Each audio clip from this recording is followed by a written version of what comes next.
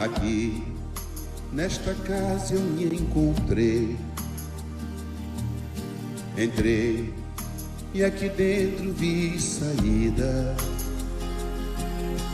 Sim, foi nessa casa de amor que as benesses do labor cicatrizaram minhas feridas. Depois de muitos e muitos passes, estudo e a água da paciência, religar e religuei, filosofiquei, tomei ciência. Aqui, nesta casa de oração, orei, pratiquei o Evangelho. Sim, foi nesse pouso espiritual que eu conheci a vida real. Rompi de vez com um homem velho. Depois de muitas e muitas preces, palestras e água da fé, religar e religuei. A casa, quando é santa, é posto de emergência, hospital de alma, dissipando dores, transcendentes traumas, frente de serviços que a todos levanta, pronto atendimento de Deus, oh Santa Casa Santa. Eu fiz amigos do peito, pessoas com quem posso contar.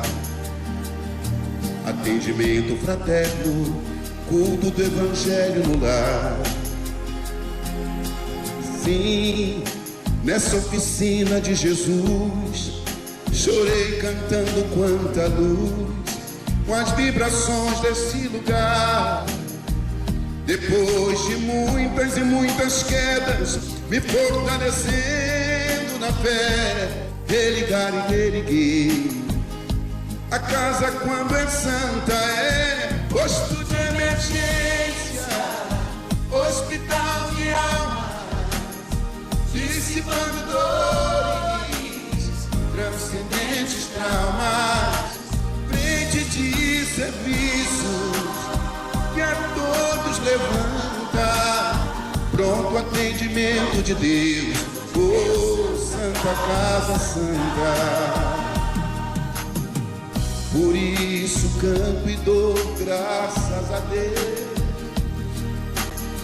secando lágrimas nos olhos meus. Depois de muitas e muitas preces, palestras e água da fé, religar e religuei.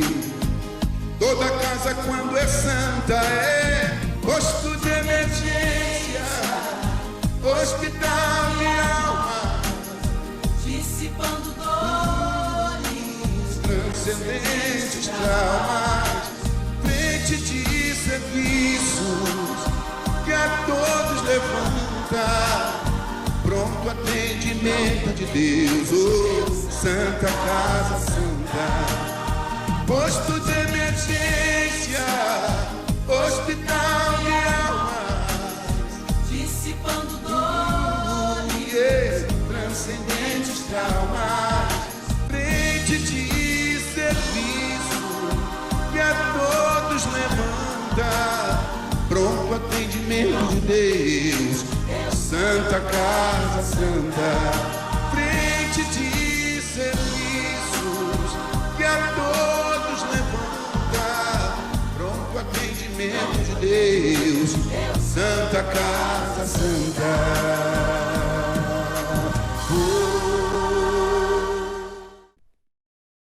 Queridos irmãos, que a paz do Mestre Jesus esteja com todos nós, em mais esse encontro na Casa da Paz.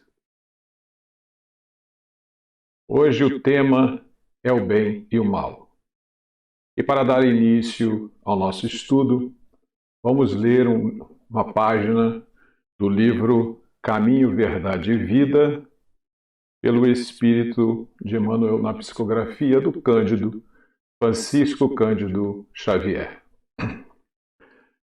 Não peço que o tireis do mundo, mas que os livres do mal. Isso foi dito por Jesus e foi registrado por João no seu capítulo 17, versículo 15.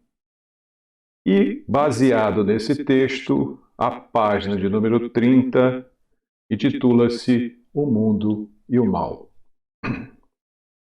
Nos centros religiosos, há sempre grande número de pessoas preocupadas com a ideia da morte. Muitos companheiros não creem na paz nem no amor, senão em planos diferentes da Terra. A maioria aguarda situações imaginárias e injustificáveis para quem levou em linha de conta o esforço próprio. O anseio de morrer para ser feliz é enfermidade do espírito. Orando ao Pai pelos discípulos, Jesus rogou para que não fossem retirados do mundo, e sim libertos do mal.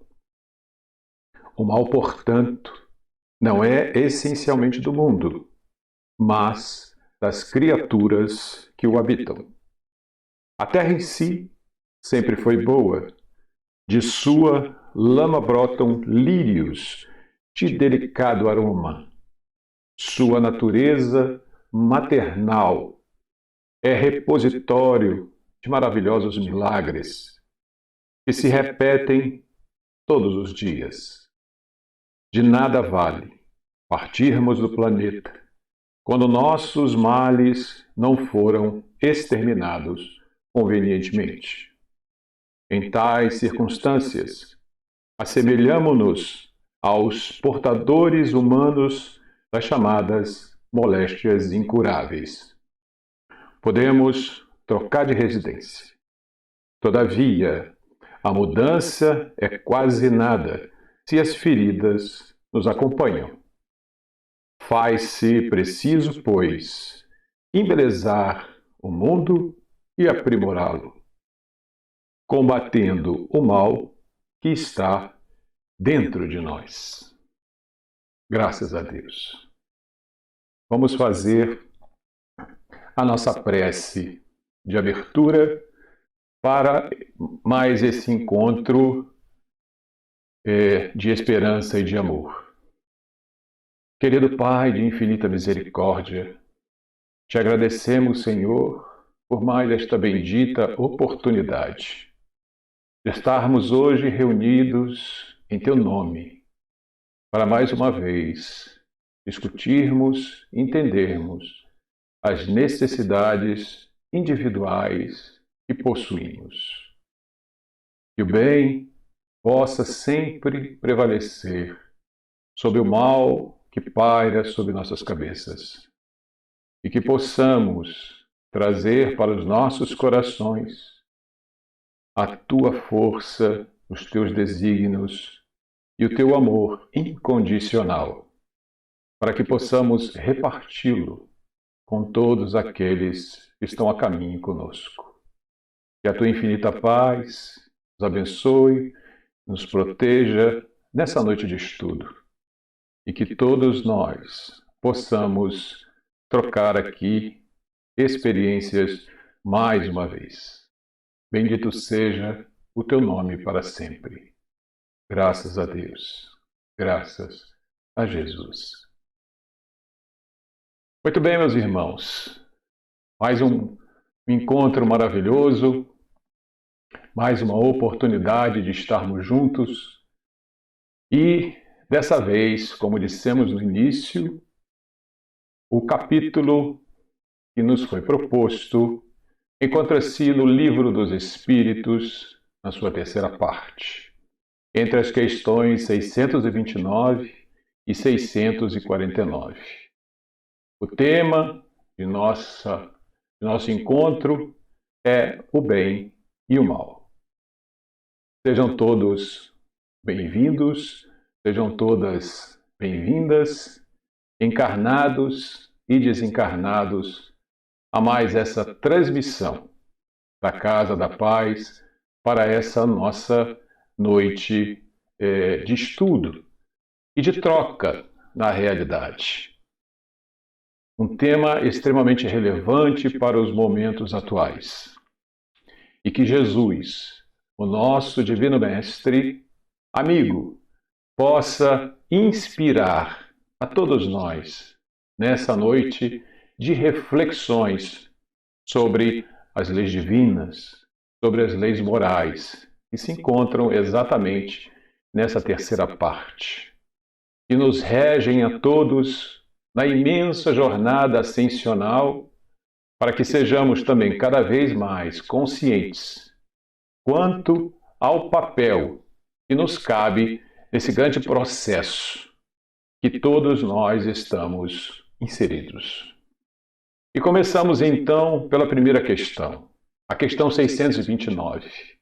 Kardec nos propõe: que definição se pode dar da moral? E os espíritos trazem essa informação. A moral é a regra do bem proceder, isto é, de distinguir o bem do mal. Funda-se na observância da lei de Deus. O homem procede bem quando tudo faz. Ele, na realidade, pelo bem de todos, porque então cumpre a lei de Deus. O bem é verdadeiramente sempre de Deus, sabemos. E o mal, na realidade, é do homem, né? O homem de bem estuda as leis morais e as segue sem cessar na sua caminhada rumo à imortalidade, que é o que nos espera para um futuro. Moral, portanto, meus irmãos, é a regra de boa conduta e, portanto, da distinção entre o bem e o mal. E lá nós encontramos. Kardec caminha para a questão 630 e nela ele pergunta aos amigos espirituais: como se pode, então, distinguir o bem do mal? Qual é o método que poderemos usar para que possamos fazer essa distinção? E os irmãos espirituais nos traz essa maravilhosa resposta. O bem é absolutamente tudo que é conforme a lei de Deus. E o mal, naturalmente, é tudo que lhe é contrário. Assim, fazer o bem é proceder de acordo com a lei de Deus. E fazer o mal é, na realidade, infringir esta lei. Cada vez mais, meus irmãos, na medida em que nós progredimos, na medida que tenhamos moralidade, cada vez mais isso fica claro para nós. Nós sempre teremos condições de distinguir o bem do mal, a partir do momento que a lei de Deus está gravada em nossa consciência. Diz-nos o Evangelho segundo o Espiritismo: é o ensino moral do Cristo para os cristãos de qualquer crença, extraindo dos Evangelhos os princípios de ordem ético-morais universais. Isso significa dizer que o que consta no Evangelho segundo o Espiritismo não é apenas para os espíritas, mas para todos, porque ele tirou exatamente as mensagens do Código Moral do Cristo.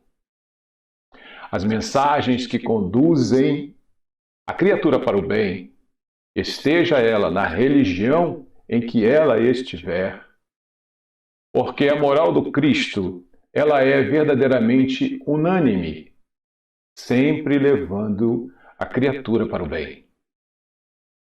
Exatamente em cima dessas ideias, esses evangelhos, dessa moral, que a terceira obra da codificação, que fala das leis morais, ela nos fala e nos ensina.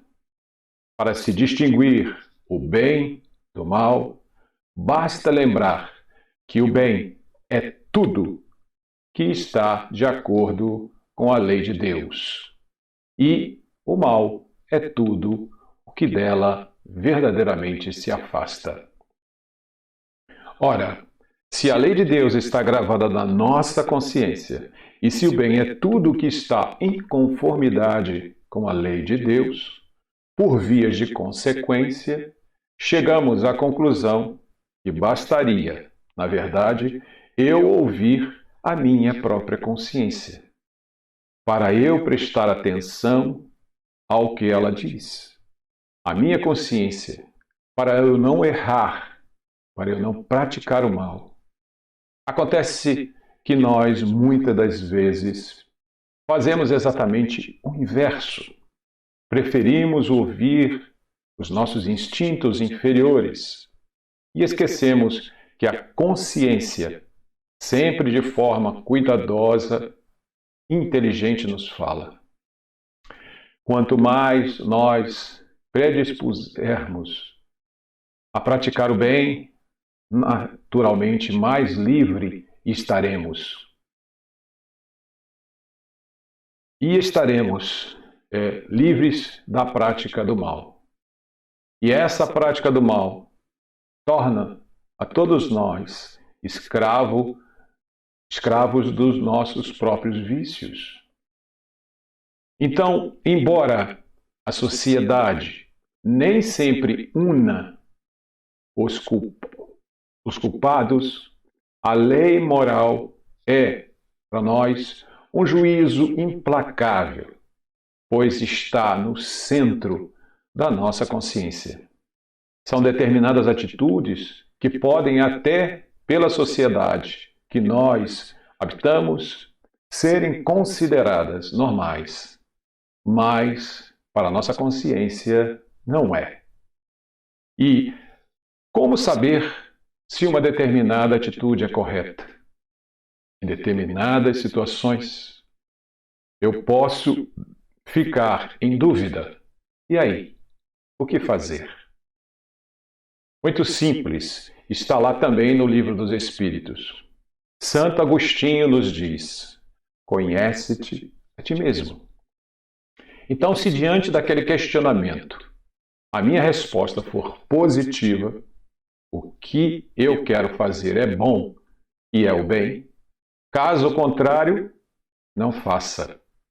Reflita, pondere, e ainda caso eu tenha dúvida, mesmo fazendo essas perguntas que praticamente nos não deixam dúvidas, pergunte o que Jesus faria se ele verdadeiramente estivesse naquela situação. Será que ele faria a mesma coisa que eu pretendo fazer ou falar ou pensar? Se a nossa resposta for positiva, é porque é uma atitude boa. Então, façamos. Né? Caso contrário, não façamos, porque nós sabemos que Jesus não faria nada para prejudicar o outro.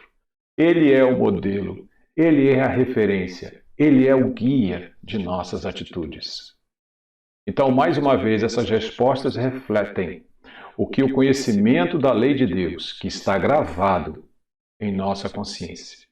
Então, quando o homem, toma consciência do mal e começa a ver que poderia agir de forma diferente, aí sim, meus irmãos, começa e surge o homem novo. Aquele homem repleto de sombras e imperfeições começa a desaparecer para o nascimento do homem novo.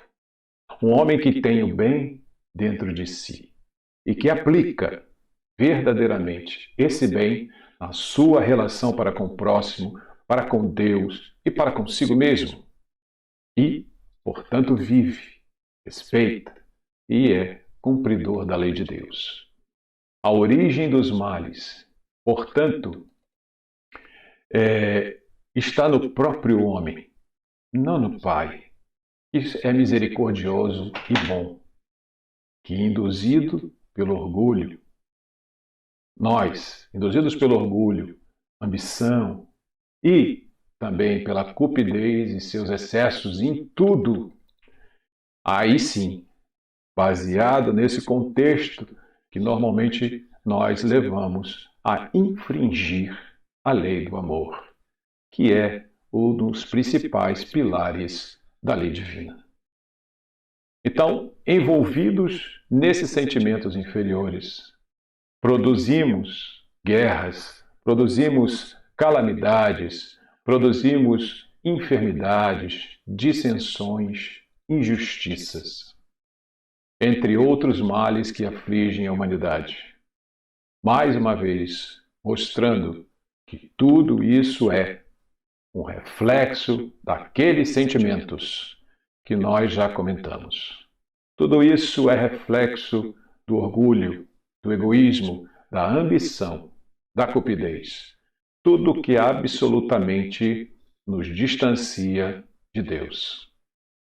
Enquanto nós pensarmos apenas em nós, enquanto nós estivermos priorizando os nossos interesses, isso demonstra verdadeiramente a nossa imperfeição espiritual. Quem é perfeito não pensa apenas em si. Na verdade, quem já é perfeito pensa essencialmente no outro, porque a felicidade do outro, essa sim, é também a nossa felicidade, quando chegarmos nesse processo de perfeição.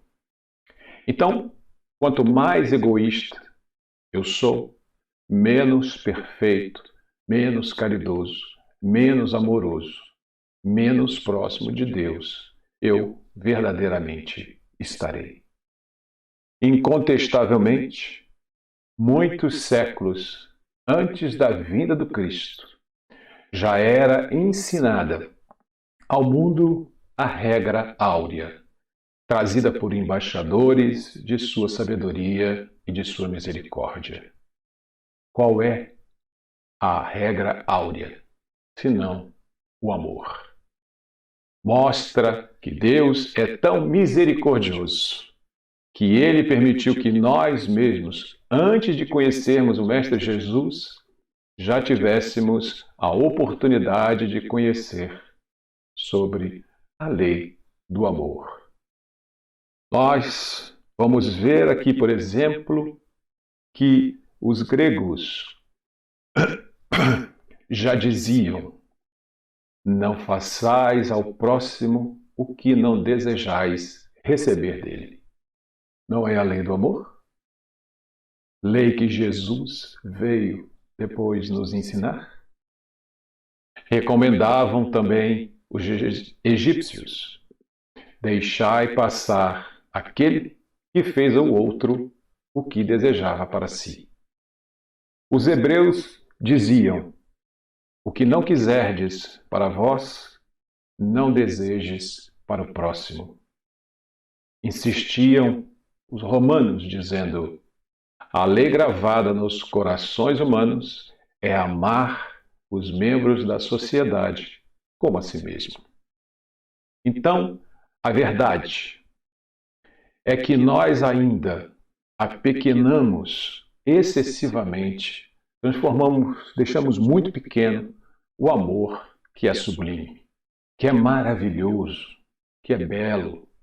Mas tudo é um processo e na hora certa nós iremos, com esforço, dedicação, aprender o verdadeiro sentido do amor. Na antiguidade, todos esses povos, como nós vimos, receberam a lei de ouro da magnanimidade do Cristo. Profetas, administradores, juízes e filósofos, porém, procederam como instrumento mais ou menos identificados com a inspiração dos planos mais altos da vida. Os Espíritos já preparavam todo o caminho para a vinda exatamente do Cristo. É dizer que nós tivemos, assim, oportunidade de conhecer essa lei áurea, essa regra áurea do Pai, que é a lei do amor.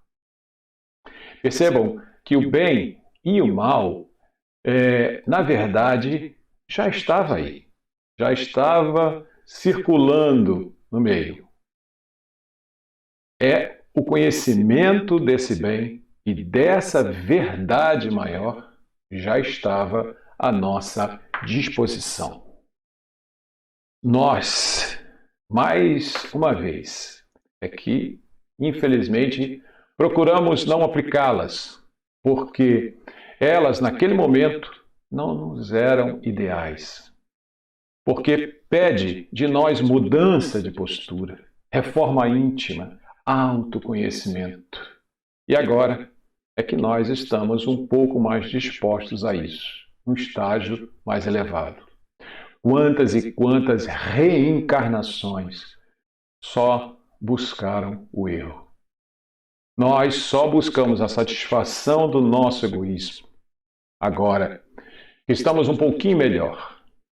Então, com o Mestre, todavia, a regra áurea é a novidade divina, porque Jesus a ensinou e, mais do que isso, ele a exemplificou. Não com virtudes parciais, mas em plenitude de trabalho. Abnegação e amor. A claridade das praças públicas, revelando aos olhos da humanidade inteira para todos os lugares por onde passou. Lembrando que a lei natural abrange todas as circunstâncias da vida. É a lei de Deus. Ele está presente em tudo no universo inteiro, em todos os planetas. Claro que em determinados planetas ele se mostra de uma forma, em outras delas se mostra de uma forma mais ou menos forte. Mais ou menos forte, como dissemos. Ele se faz verdadeiramente presente de formas diferenciadas, exatamente conforme a destinação do planeta, porque sabemos que cada um tem o seu processo evolutivo, exatamente de acordo com a condição de seus habitantes. Então, as leis são as mesmas, mas conforme a condição do meio ao qual elas são aplicadas, elas vão se apresentar de uma forma diferenciada. Avançando nas questões, viemos na questão 636. São absolutos para todos os homens o bem e o mal? E aí temos a resposta. A lei de Deus é a mesma para todos, porém o mal depende principalmente da vontade que se tenha de praticá-lo. O bem é sempre o bem, o mal é sempre o mal, qualquer que seja a posição do homem. Diferença só há quanto ao grau de responsabilidade, que será motivo verdadeiramente de conhecimento deste homem e das circunstâncias que se apresentam para cada situação que ele vive. Então, tanto mais culpado é o homem, quanto melhor sabe o que faz. Quanto mais consciência ele tiver, quanto mais conhecimento ele possuir. Assim, mais culpado é, aos olhos de Deus, o homem instruído que pratica uma simples justiça do que aquele selvagem ignorante que se entrega simplesmente aos seus instintos. Ele está agindo de forma instintivamente, então não entende o que está fazendo.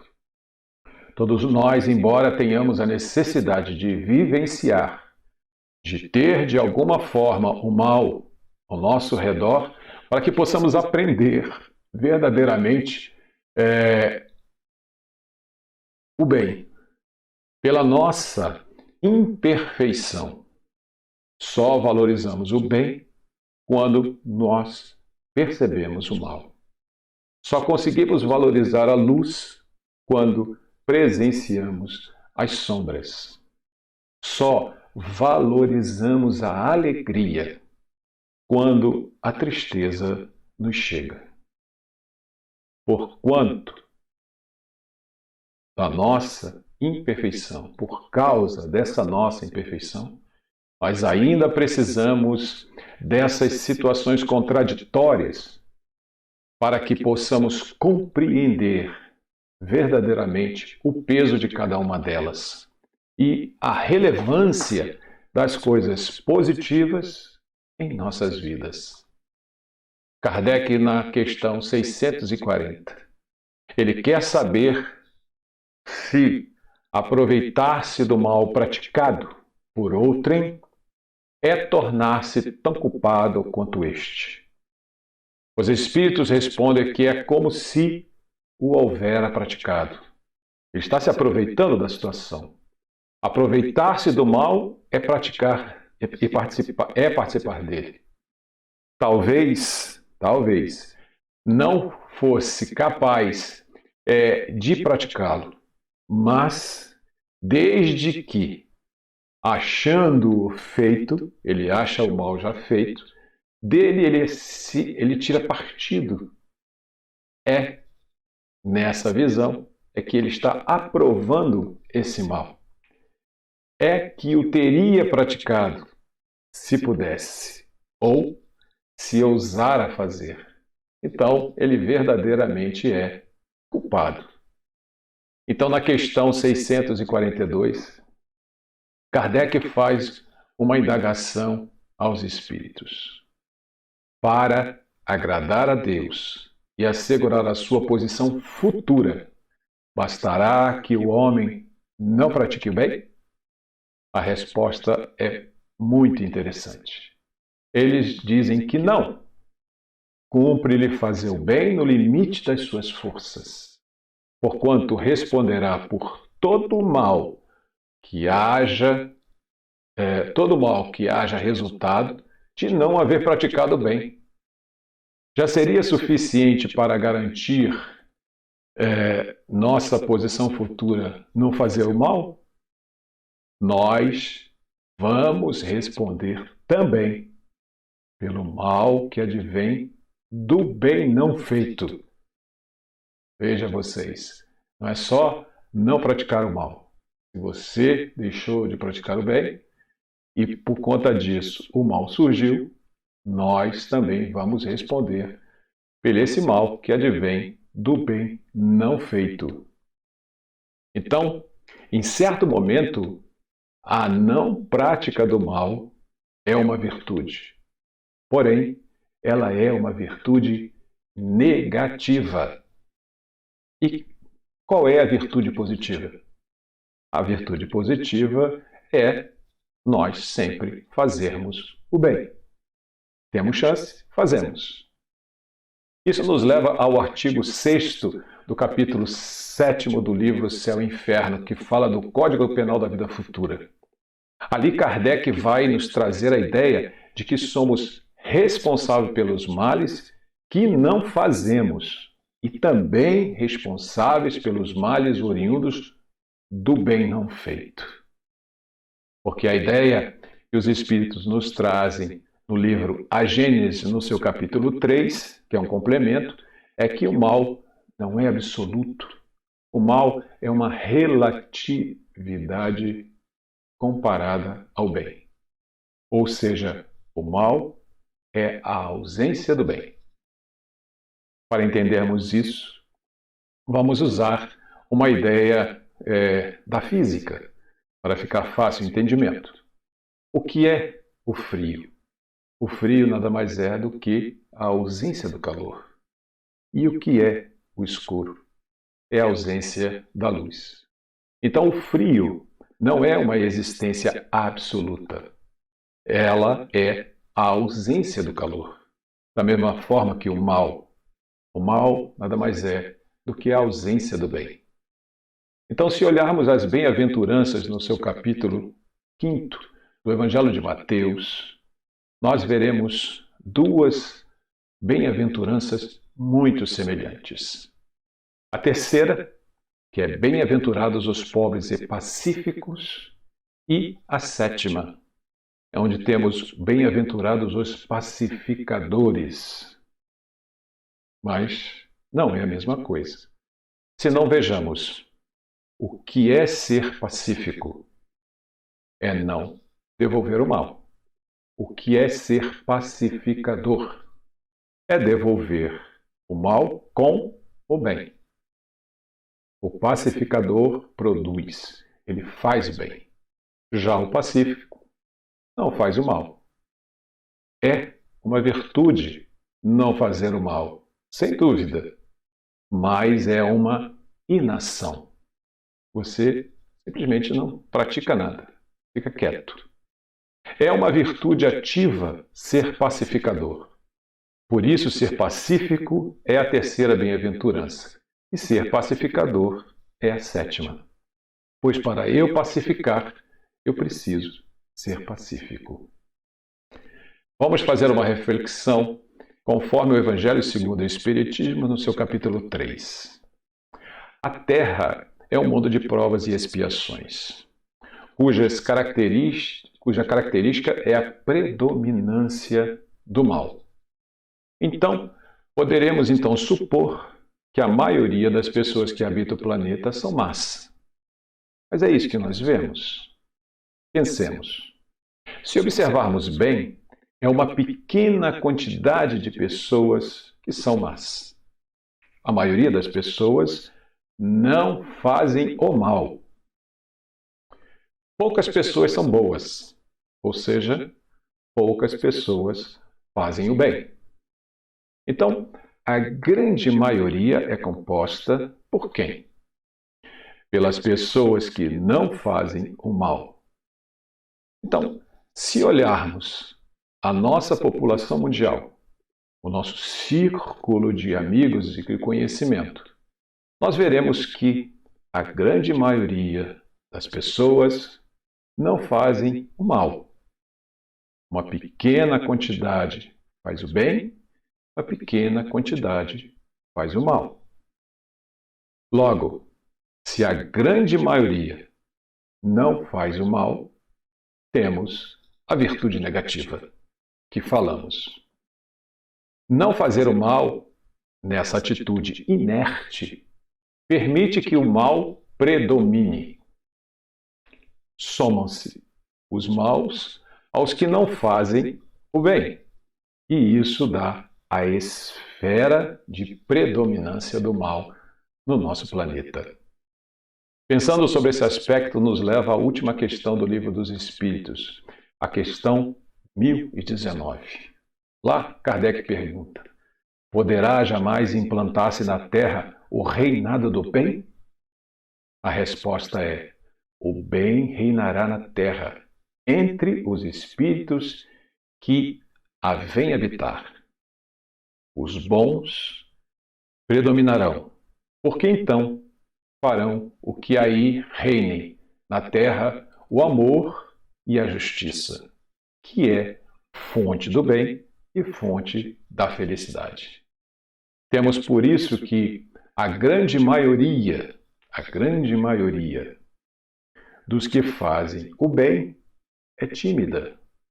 Ou seja, a grande maioria não faz o mal. Isso nos reporta também a questão 932 do Livro dos Espíritos, que diz: por que no mundo, tão frequentemente, a influência dos maus sobrepuja a dos bons? Resposta: por fraqueza dos bons. Os maus são intrigantes e audaciosos. Os bons são tímidos. Então, quando estes o quiserem, preponderarão. Os bons são tímidos significa, na realidade, que os bons necessariamente fazem o bem. Os bons, na maioria das vezes, não fazem o mal. Esse aspecto é o que vemos nessa questão 642, que faz parte do conjunto das questões que estudamos.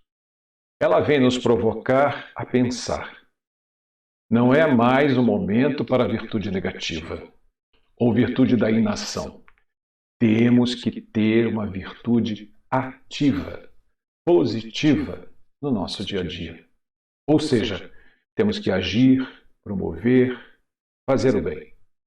Estamos dessa forma enterrando, na realidade, o talento por não praticar o bem. Como disse o apóstolo Paulo em carta aos Romanos, o bem que eu quero, eu não faço, mas o mal que eu quero, eu faço. Ele diz, querer o bem está em mim, mas fazer o bem nem sempre. Isso está atrelado à vontade pessoal de cada um, mas cada um tem o seu nível evolutivo e faremos o bem dentro do nível que nos encontramos, dos conceitos que nós possuímos ao longo das encarnações sucessivas. E na questão 644, pergunta: para certos homens, o meio que se acham colocados não representa causa primária de muitos vícios e crimes? Essa questão nos leva à frase filosófica social que diz que o homem é fruto do meio onde vive. Sim, certa forma, o meio interfere. Mas vejamos a resposta dos espíritos. A pergunta é, para certos homens, o meio onde se acham colocados não representa a causa primária dos muitos vícios e crimes? Sim, mas ainda aí há uma prova que o espírito escolheu quando é em liberdade. Quando ele afirma que quando é liberdade é quando ele estava lá na erraticidade. Então ele é levado pelo desejo de expor-se à tentação para então ter o mérito da resistência. Essa resposta nos leva a 3 respostas do Livro dos Espíritos, nas questões 258, 59 e 260, que vão falar as questões sobre a escolha das provas. E na questão 258, pergunta se o Espírito sabe das provas pelas quais ele passará na vida terrena. E é dito que ele mesmo escolhe o gênero de provas baseada nas nossas necessidades reparatórias. Aquelas pessoas que dizem, eu não pedi para nascer, pediu e até implorou. E muitos que dizem, eu não pedi para nascer nessa casa, nessa família, pediu e era necessário que viesse nesse grupo familiar. Observamos a resposta da questão 258, que ele diz, ele próprio escolhe o gênero de provas por que há de passar, e nisso consiste o seu livre-arbítrio. É o exercício do livre-arbítrio nessa escolha. Nós estamos no lugar certo, com as pessoas certas, no momento certo, para fazer a coisa certa. Aí talvez seja o grande problema da questão. Essa é a maior dificuldade, fazer a coisa certa. O meio é o campo de prova, a ação é a deliberação da própria pessoa. Isso precisa ser pensado por todos nós. O meio é fator propiciador, mas não é fator determinante se não todos que estivessem. Porque se todos que estivessem expostos a este mesmo meio teriam, na realidade, o mesmo tipo de reação, teriam a mesma atitude. E isso a gente sabe que não acontece. Essa é uma análise que nós fazemos sobre nós mesmos, dentro das nossas condições evolutivas. Então, conforme é dito na questão 919, que fala do autoconhecimento, conhece-te a ti mesmo, nas palavras do filósofo Sócrates, retratada nesta questão.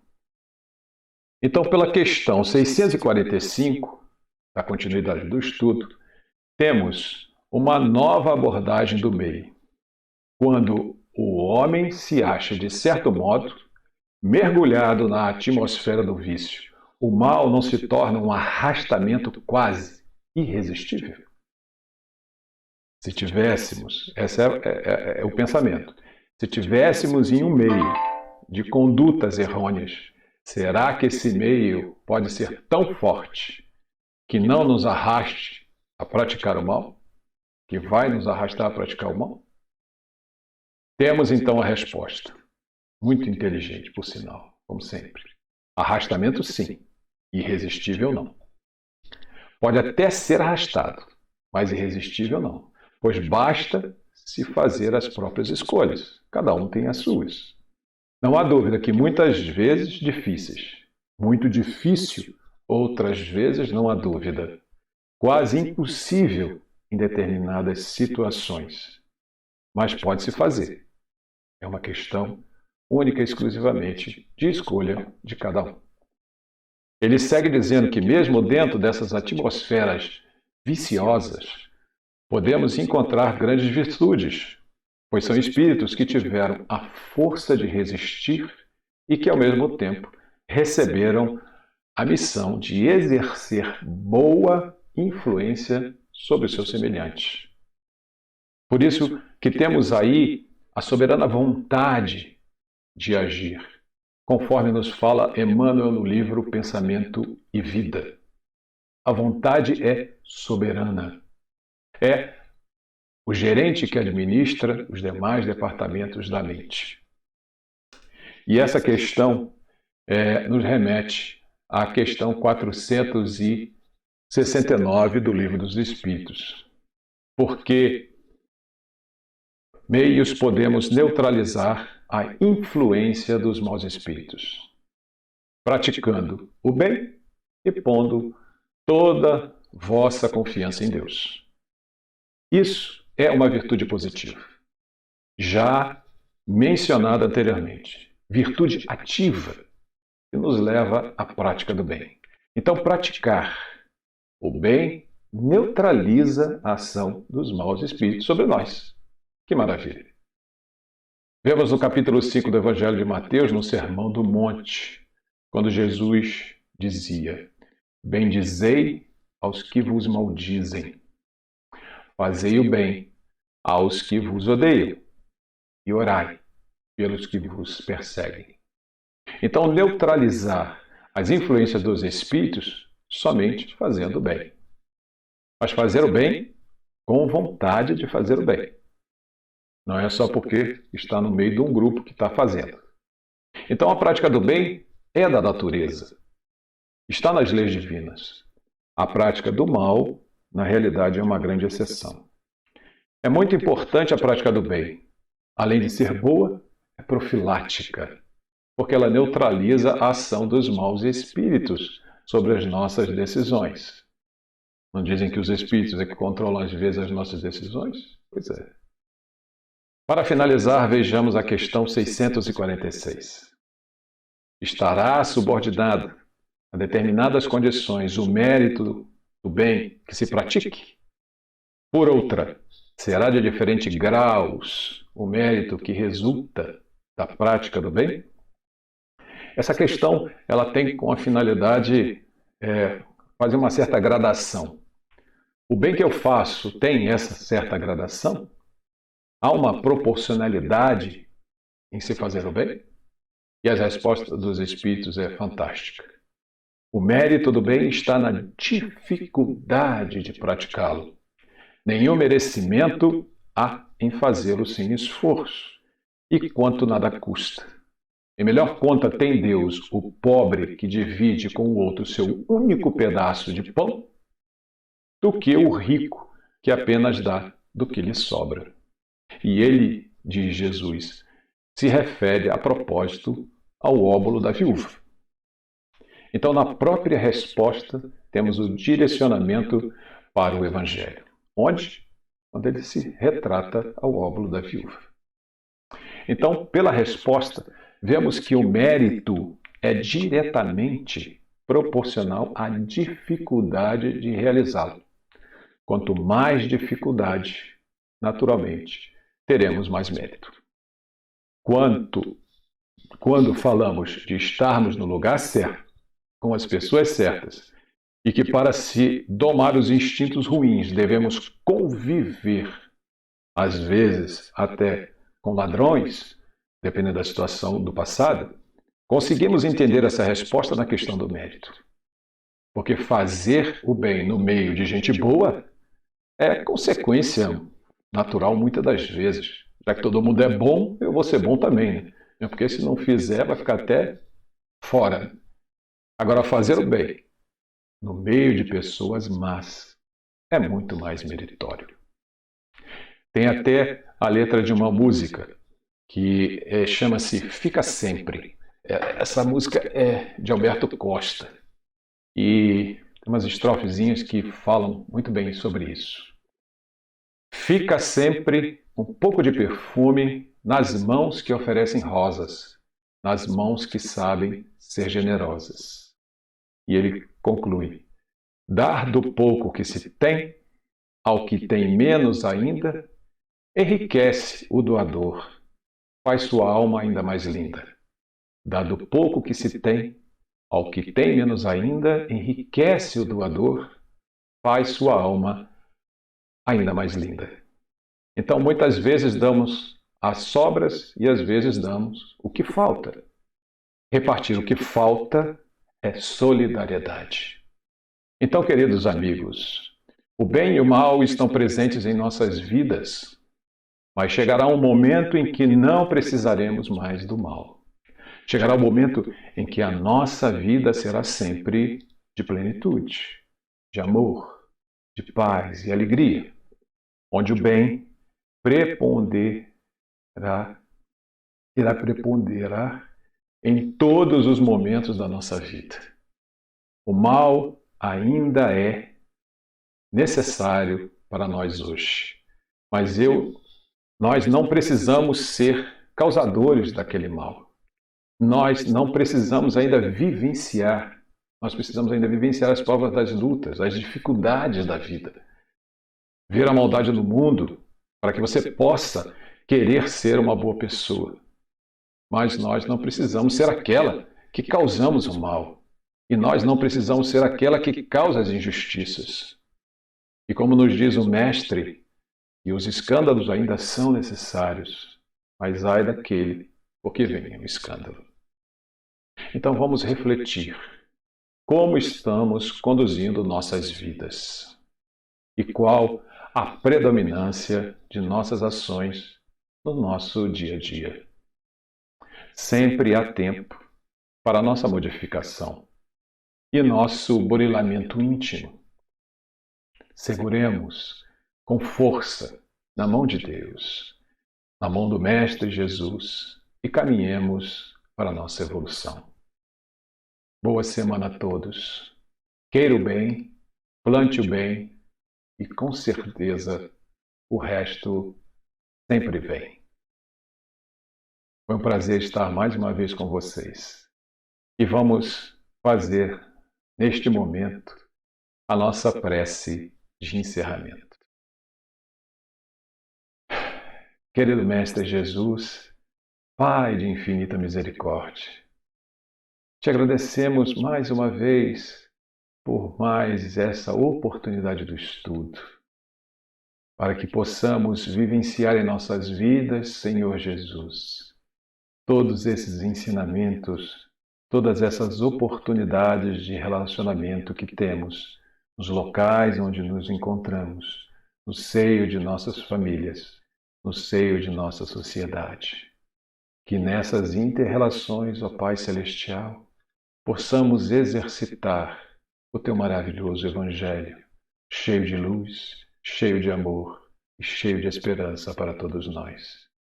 Que tenhamos uma semana de muitas oportunidades e possamos trazer para o centro de nossas atenções, para o cume das nossas lembranças e para dentro de nossos corações, o teu amor incondicional. A regra áurea que devemos sempre procurar e buscar em todos os momentos da nossa existência. Obrigado por tudo que temos e por tudo que somos. Assim seja, graças a Deus. Graças a Jesus.